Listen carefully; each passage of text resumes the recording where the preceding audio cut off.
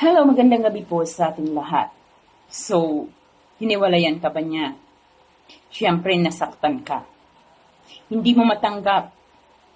Nakikiusap ka na huwag kanyang iwanan, huwag kanyang hiwalayan.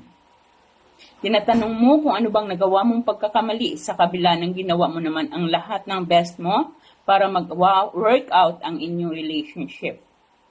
Ngunit sa kabila nito, nagawa ka pa rin niyang hiwalayan. So, syempre, ikaw naman, nag-effort ka ng husto, binigay mo yung buong pagmamahal at tiwala mo. Nagtiwala ka sa kanyang pangako.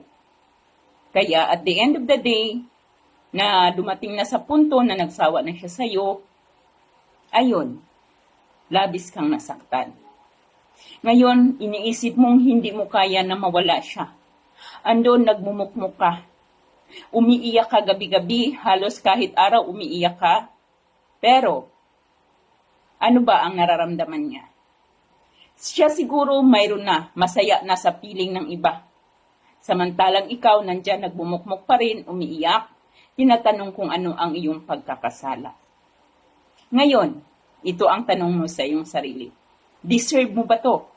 Deserve ko ba ang masaktan ng ganito sa kabila ng mga paghihirap, sa kabila ng effort, sa kabila ng pagtitiis ko sa aming relationship?